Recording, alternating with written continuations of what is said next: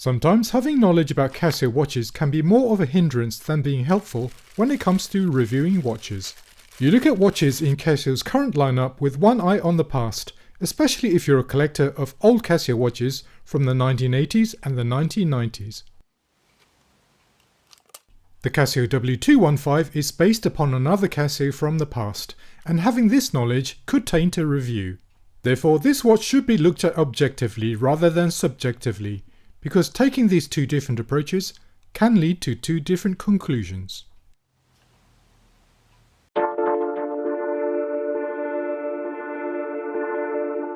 The W-215 is based upon another Casio from the past, but let's face it, 99% of people who buy this watch will neither know nor care about this. It's only collectors who are familiar with the original watch that will lament that the W-215 is a major downgrade.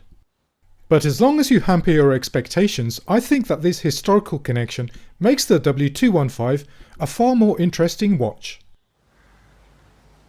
I'll go over the W-215's lineage a little later, but first I want to talk about this watch based upon its own merits.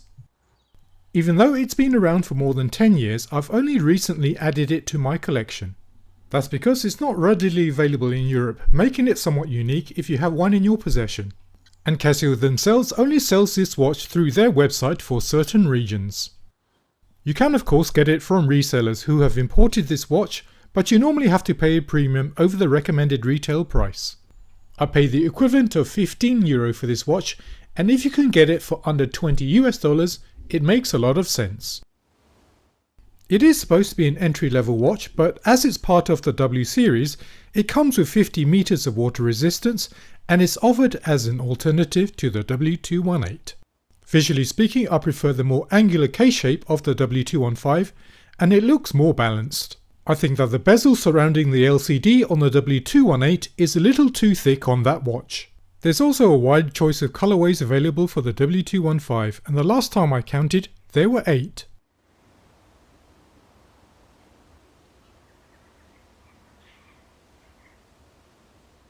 Dimensions of the case are 43.8mm in length, 40.7mm in width, and 11mm in depth, which is pretty much the perfect size for anyone with wrist size between 6 and 7.5 inches. And here's how it looks on my 6.25 inch wrists.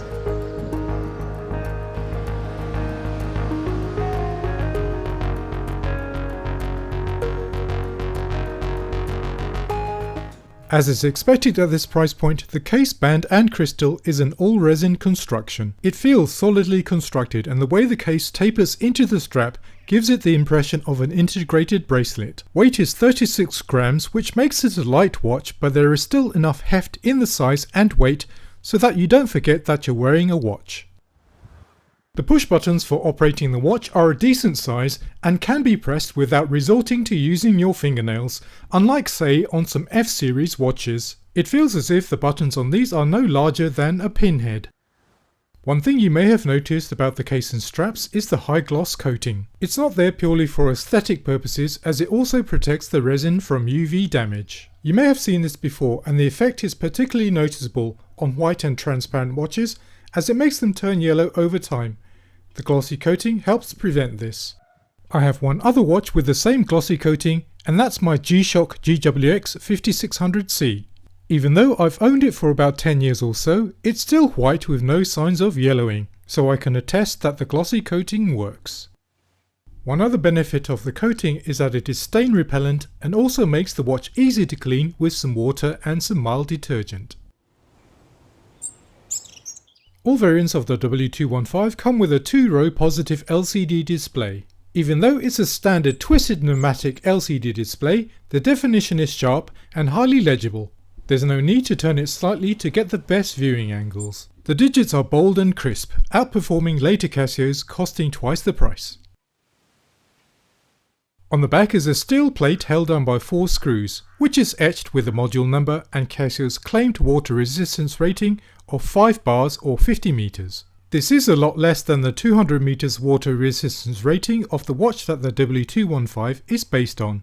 I will come on to this watch, I promise, but 50 meters of water resistance on a watch is far more than enough for 99.9% of people. Also, going down to a depth of 200 meters is beyond the scope of recreational diving, and saturation divers tend to rely on specialized equipment rather than just a digital watch for their activities. What I also wanted to show you about the back of the watch is the way the straps are curved at the lugs. Again, this is a design cue that's a nod to the original watch and is also a feature of G-Shock watches. I've never heard of a definitive explanation for a curved watch strap. Some say it's for shock absorption to protect the case back, while other reports say it's for comfort.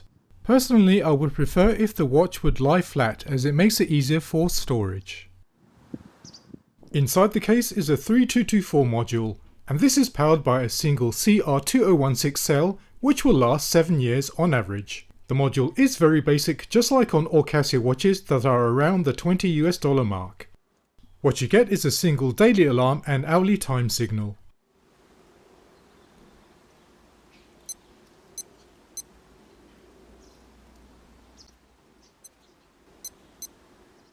Also a stopwatch that can measure split time for first and second place results, but it only goes up to a maximum duration of 60 minutes.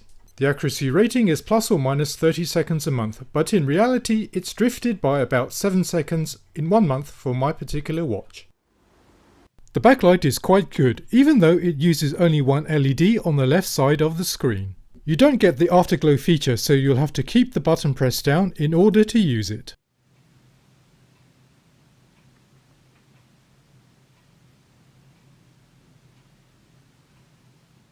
So that's the W215, and judged on its own merits as an entry-level and inexpensive digital watch, there's a lot to like about it. I like that there's a wide variety of colorways to choose from.